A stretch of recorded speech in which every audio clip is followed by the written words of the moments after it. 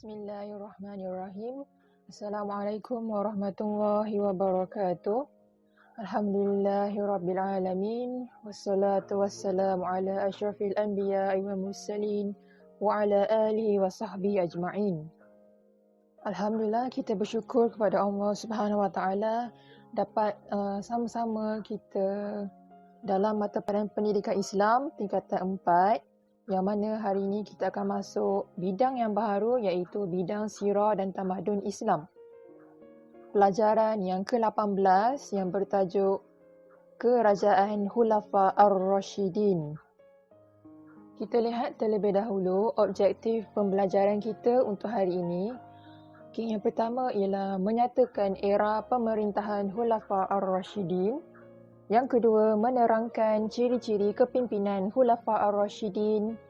Yang ketiga, menerangkan pencapaian Khulafa Ar-Rashidin. Dan yang terakhir sekali iaitu merumuskan iktibar daripada pemerintahan Khulafa Ar-Rashidin.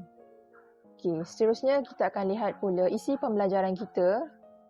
Yang pertama iaitu era pemerintahan kerajaan Islam. Kemudian ciri kepimpinan Khulafa Ar-Rashidin, pencapaian pemerintahan Khulafa Ar-Rashidin dan juga iktibar pemerintahan Khulafa Ar-Rashidin. Tanpa membuang masa, kita akan lihat era pemerintahan Khulafa Ar-Rashidin. Kamu semua boleh buka buku teks, muka surat 152. Era pemerintahan Khulafa Ar-Rashidin terbahagi kepada 4, iaitu pada zaman Rasulullah SAW, pada zaman Kerajaan Abbasiyah dan juga pada zaman Kerajaan Uthmaniyah. Kita lihat yang pertama, era pemerintahan ketika zaman Rasulullah SAW adalah ketika 1 hingga 11 Hijrah ataupun pada 622 hingga 632 Masihi. Pusat pemerintahannya adalah di Madinah dan pimpinannya adalah di bawah Rasulullah SAW. Kemudian kita lihat pula pada zaman Khulafa Ar-Rashidin, ianya adalah sekitar 11 hingga 40 Hijrah, iaitu pada 632 hingga 661 Masihi. Pusat pemerintahannya adalah sama seperti pada zaman Rasulullah SAW, iaitu di Madinah.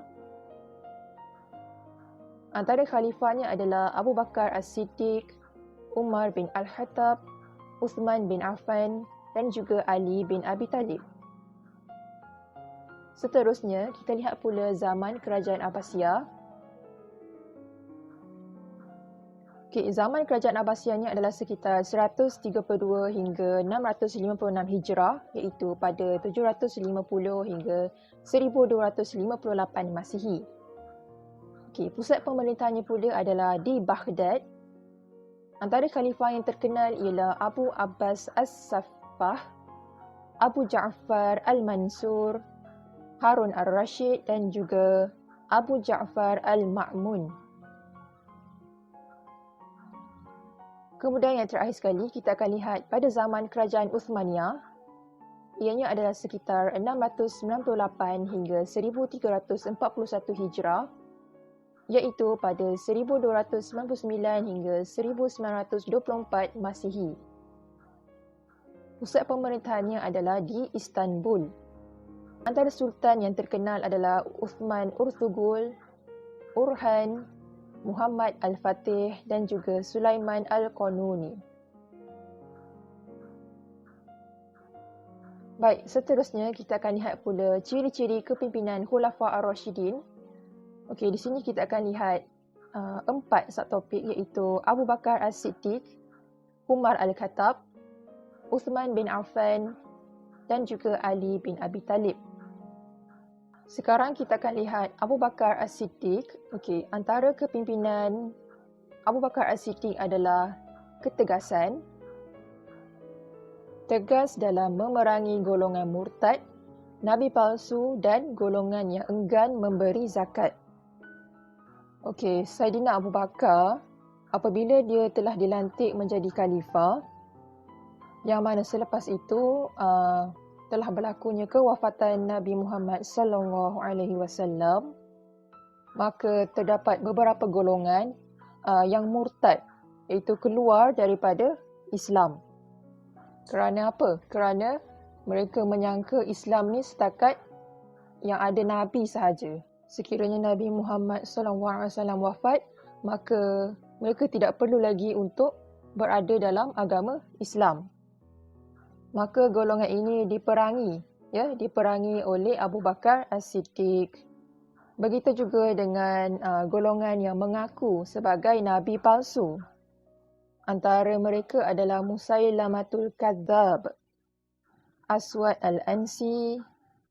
Semua ini adalah golongan-golongan yang mengaku sebagai nabi. Dan mereka ini juga diperangi oleh Abu Bakar As-Siddiq. Termasuk juga golongan yang enggan membayar zakat.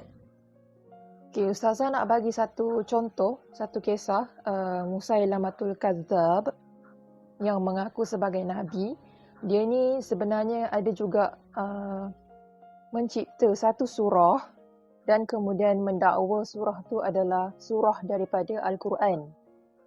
Antara surah yang dicipta oleh Musailamatul Kadzab ni ialah surah Al-Fil, version penipu dia.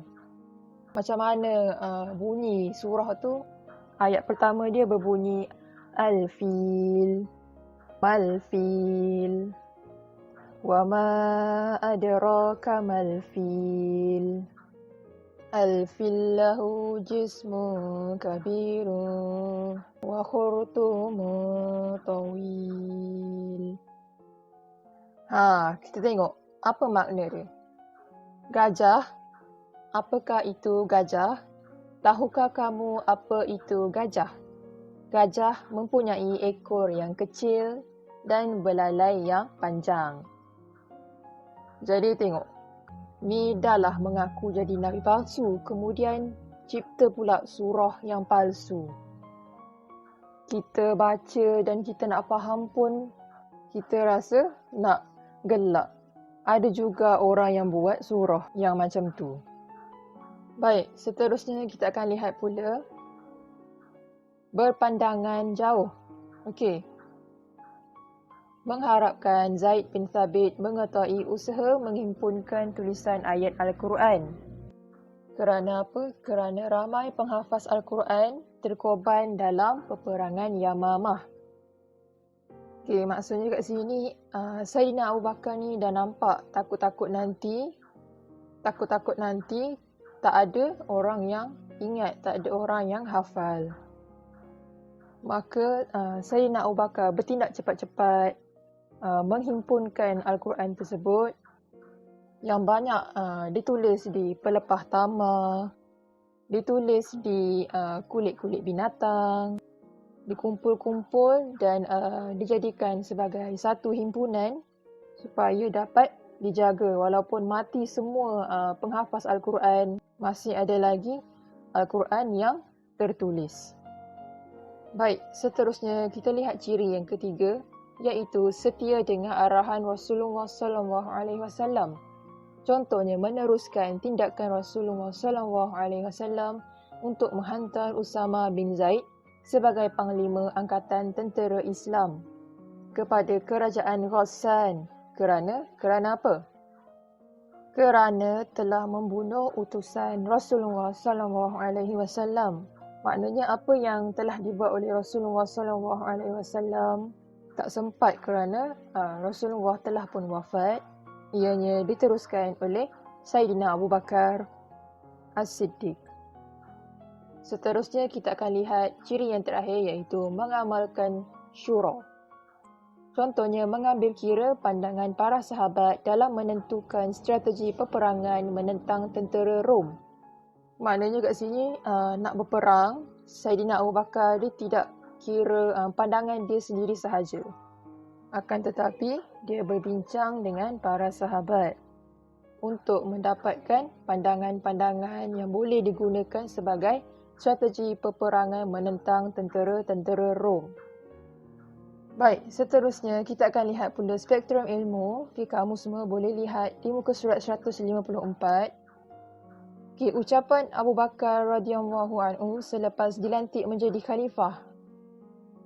Okay, sekiranya aku di jalan yang benar, berilah bantuan. Sekiranya aku menyimpang, tegurlah. Kebenaran adalah amanah, pendustaan adalah khianat.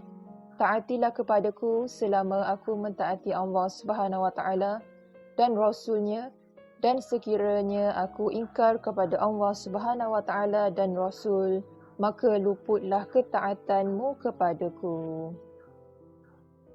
Baik, seterusnya kita akan lihat pemerintah yang kedua, iaitu Umar Al-Khattab. Orangnya tegas. Okay, ciri pertama bagi kepimpinan Umar Al-Khattab ni adalah ketegasan. Okay, contohnya apa? Contohnya menggantikan kepimpinan Khalid Al-Walid sebagai Panglima Angkatan Tentera Islam dengan Abu Ubaidah semasa Perang Yamamah.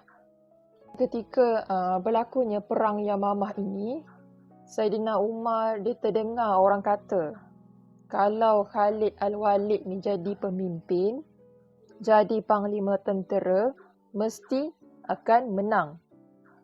Jangan bimbang, mesti menang. Ya. Jadi Umar Al-Khattab ni dia bimbangkan akidah. Ya. Akidah orang Islam ketika itu kerana mereka seolah-olah yakin dengan Khalid Al-Walid, bukan bergantung kepada Allah Subhanahu Wa Taala. So Umar bimbang begitu, padahal para sahabat tetap juga bergantung kepada Allah Subhanahu Wa Taala. Tapi Umar ni dia bimbang perkara itu berlaku, maka digantikan Khalid Al-Walid untuk menjaga akidah umat Islam ketika itu.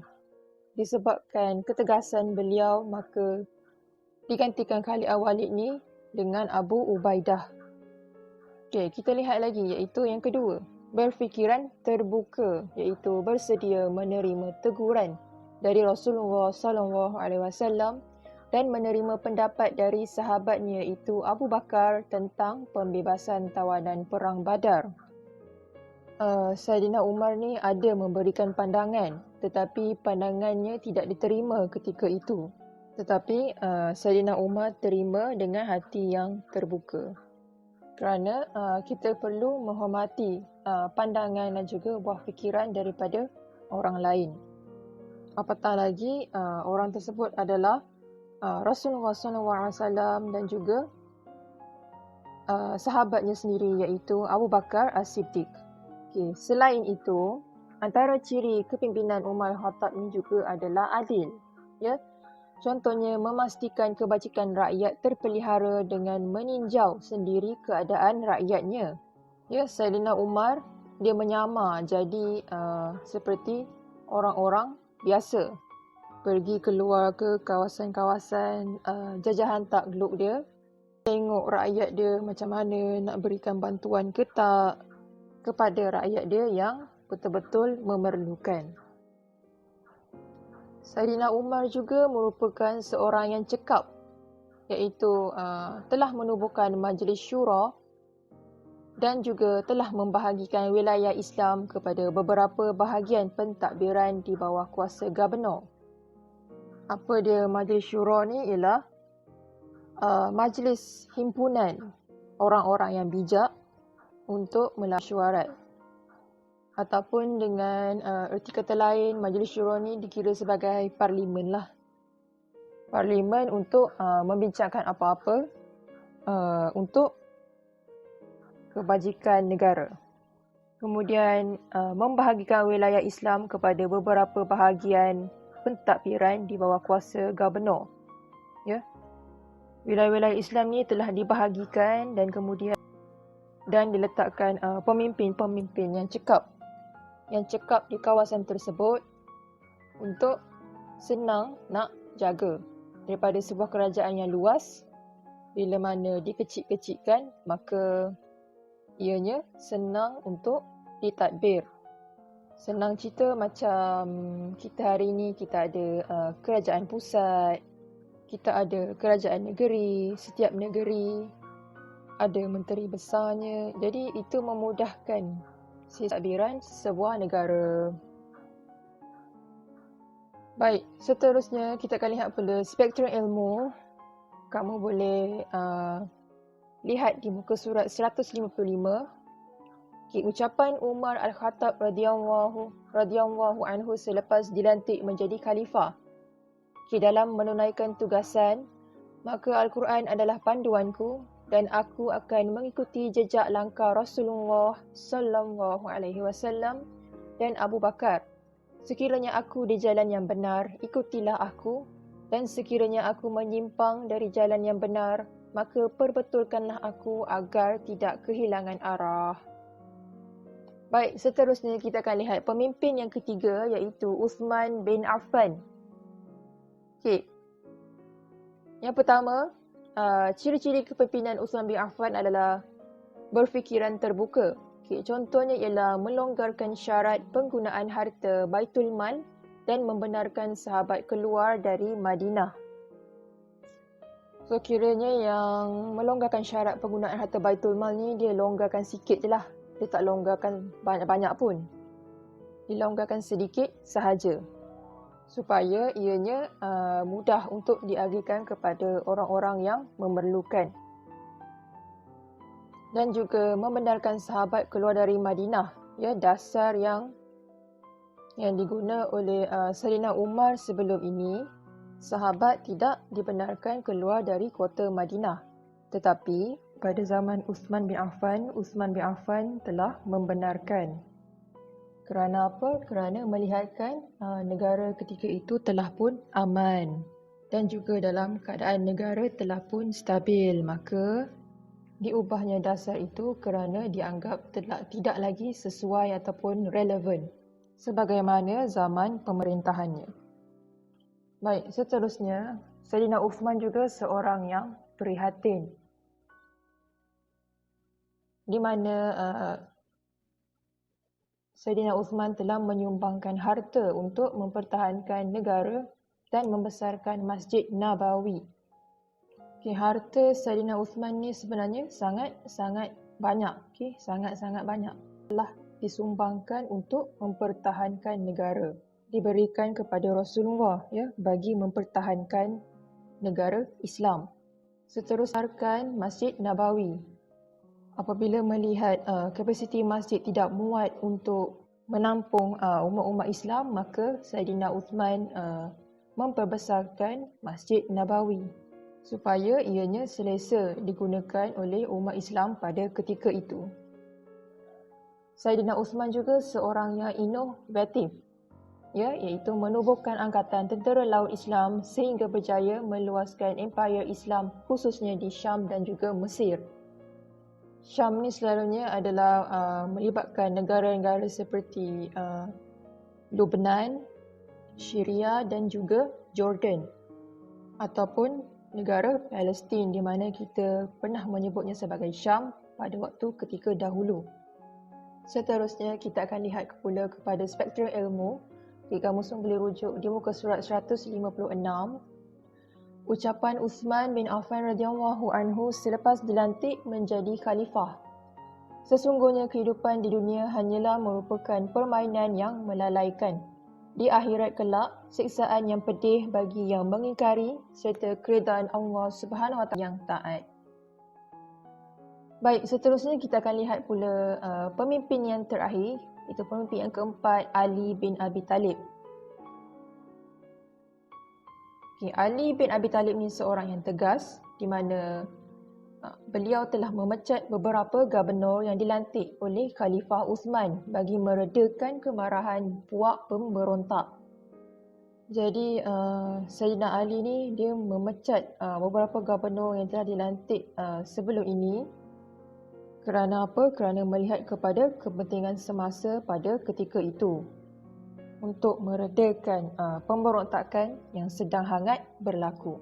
Seterusnya, Ali bin Abi Talib juga seorang yang berpendapat iaitu menangguhkan hukuman kisas terhadap pembunuh Khalifah Uthman kerana keadaan negara yang masih huru-hara. Apabila wafatnya Uthman bin Affan, maka naiklah Ali bin Abi Talib. Dan kemudian ada desakan supaya ditangkap terus pembunuh dan dijatuhkan hukuman.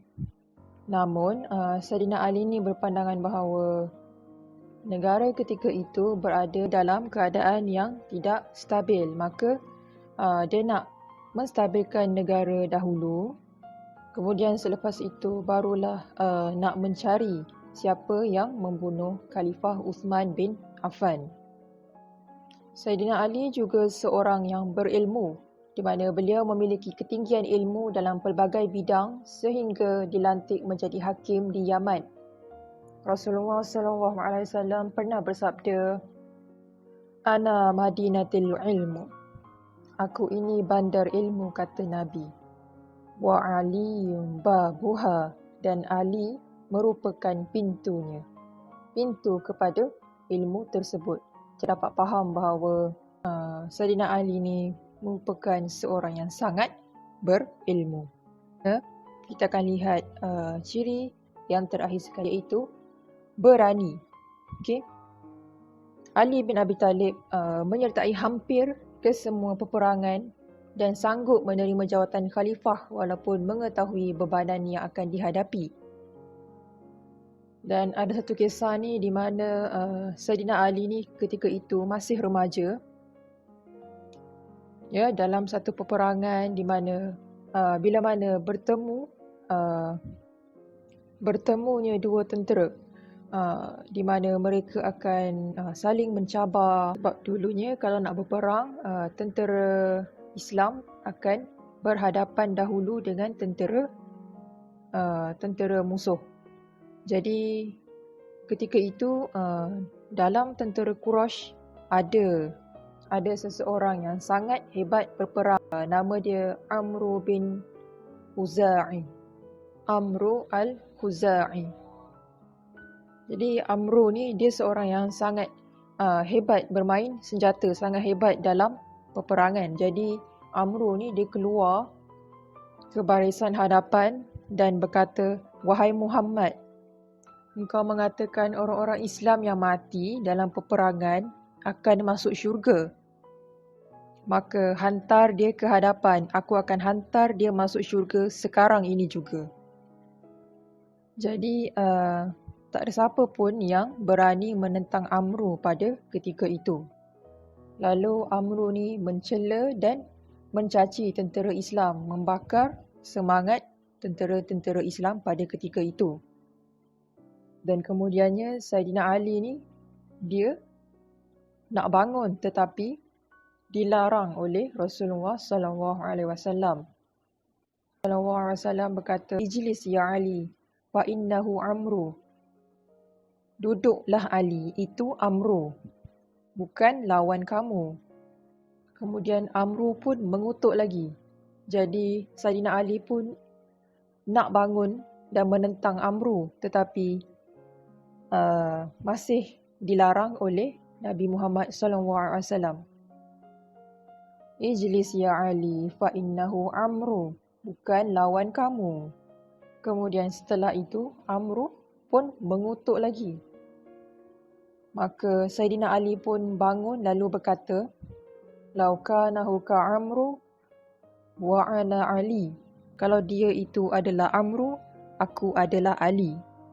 Lalu Saidina Ali pun melompat ke dalam kancah peperangan dan berlakulah pertempuran di antara Saidina Ali dan juga Amru ketika itu. Dan diriwayatkan bahawa adanya daripada pertempuran kedua-duanya menutup pandangan tentera-tentera pada ketika itu. Dan kemudiannya setelah berlalu beberapa masa, maka keluarlah Ali daripada asap ataupun debu itu tadi dalam keadaan telah pun mengalahkan Amru yang angkuh dan berlagak sekejap tadi. Jadi inilah antara kisah ataupun cerita yang menunjukkan kehebatan Saidina Ali dalam peperangan. Kemudiannya sanggup menerima jawatan khalifah walaupun mengetahui bebanan yang akan dihadapi. Ya, dia dah tahu dah pada ketika itu negara tidak stabil. Siapa yang jadi khalifah pada ketika itu umpama macam menempah maut. Ia disebabkan oleh Ali bin Abi Talib ni seorang yang berani, maka dia pun terima jawatan sebagai khalifah walaupun dia sendiri yang mengetahui bebanan yang akan dihadapi. Baik, seterusnya kita lihat pula spektrum ilmu. Boleh rujuk muka surat 157. Ucapan Ali bin Abi Talib radhiyallahu anhu selepas dilantik menjadi khalifah. Sesungguhnya Islam yang sejati adalah yang menggunakan lidah dan anggotanya ke arah kebenaran dan berlumba-lumba membuat kebaikan. Taatilah Allah Subhanahu Wa Taala dan jauhilah larangannya. Jika melihat kebaikan, maka sempurnakanlah, dan jika melihat kejahatan, tinggalkanlah. Baik, setakat ni ada apa-apa soalan?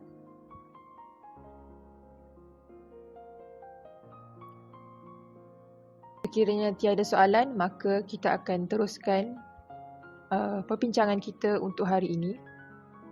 Baik, kita akan lihat pula pencapaian pemerintahan Khulafa' Ar-Rasyidin. Sila rujuk muka surat 158 hingga 159.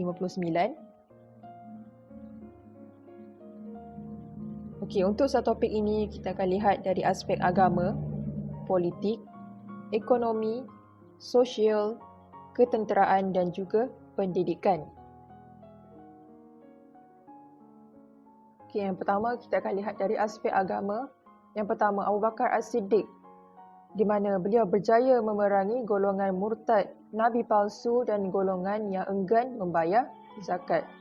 Ya, semua yang dilakukan tadi berjaya dilakukan dengan baik. Kemudian Saidina Umar Al-Khattab, beliau telah menyebarkan dakwah Islam sehingga tersebar di wilayah Mesir, Parsi dan juga Rom. Ya, di zamannya dakwah Islam telah berjaya disebarkan di wilayah Mesir, Parsi dan juga Rom pada ketika itu.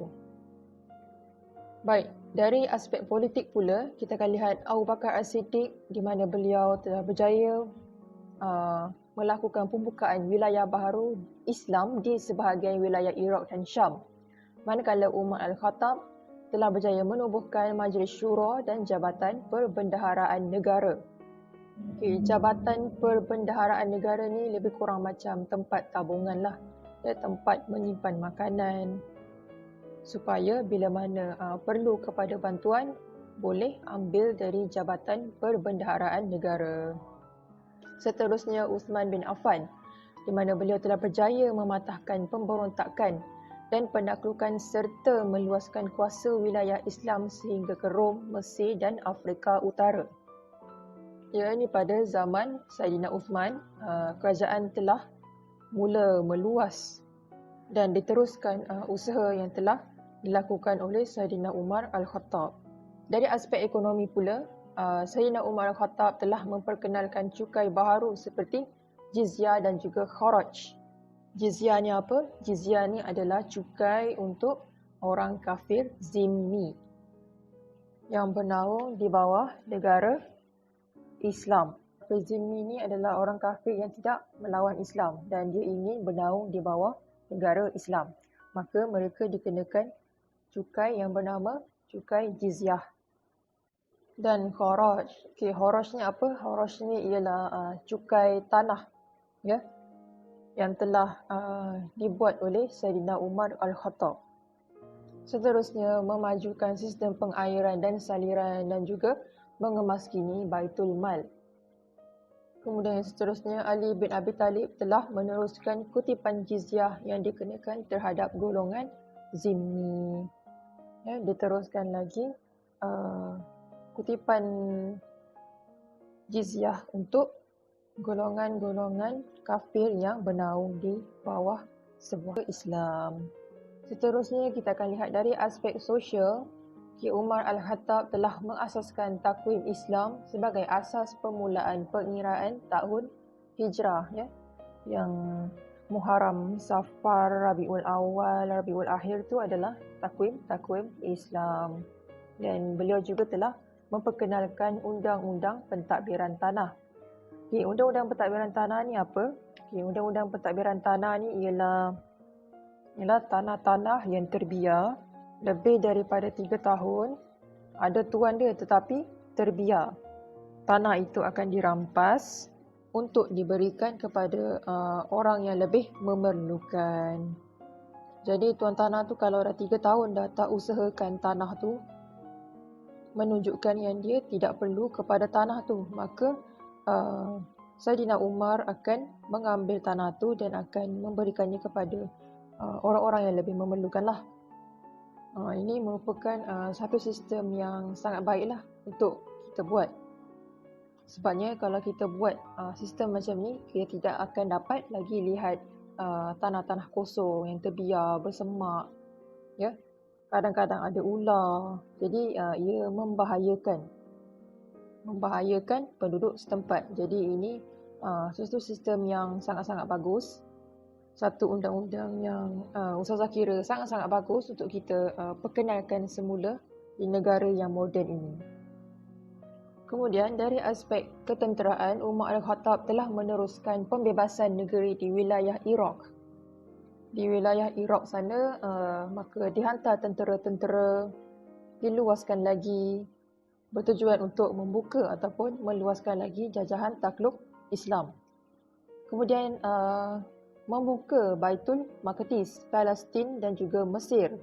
Jadi ini kawasan Palestin yang telah dikuasai oleh orang-orang Yahudi, dirampas dan diambil oleh Saidina Umar Al-Khattab untuk dijadikan satu wilayah Islam, yang mana ianya kekal sampai hari ini walaupun ianya cuba direbut oleh orang Yahudi yang berada di bumi Palestin pada hari ini. Dari aspek ketenteraan juga, Uthman bin Affan telah menubuhkan Angkatan Tentera Laut Islam pertama bagi tujuan keselamatan dan perluasan kuasa. Sebabnya nak pergi jauh, nak merentasi laut, kena ada Angkatan Tentera Laut bagi memudahkan lagi jajahan takluk ataupun perluasan kuasa Islam. Manakala dari aspek pendidikan pula, Abu Bakar As-Siddiq telah mengumpul dan menulis semula naskah Al-Quran susulan 70 orang hafiz yang syahid dalam peperangan Yamamah. Saidina Umar apa yang dia buat? Menubuhkan sekolah iaitu yang dinamakan dengan nama Al-Kuttab yang dikhususkan untuk kanak-kanak, ataupun dengan erti kata lain sekolah tadika lah, bertujuan untuk memberikan pendidikan awal kanak-kanak untuk kanak-kanak pada ketika itu.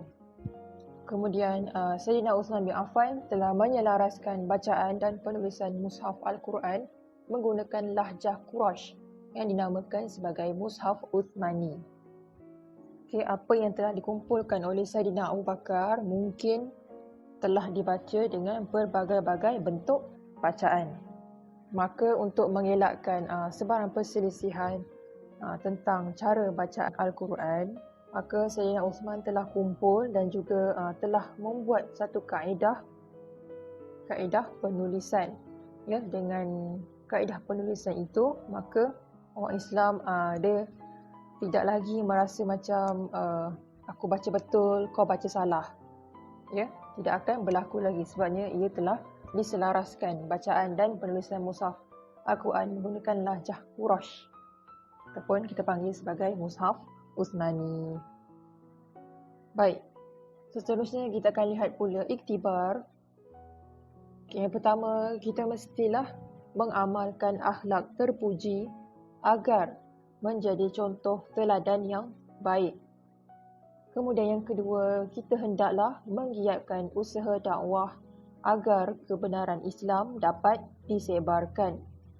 Kemudian yang terakhir sekali, kita mestilah menyokong kegiatan ekonomi umat Islam supaya umat Islam dihormati.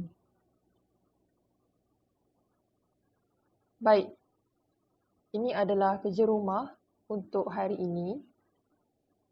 Sila hantar tugasan sebagai bukti kehadiran dan juga markah PBD. Baik, sekian saja daripada Ustazah. Assalamualaikum warahmatullahi wabarakatuh.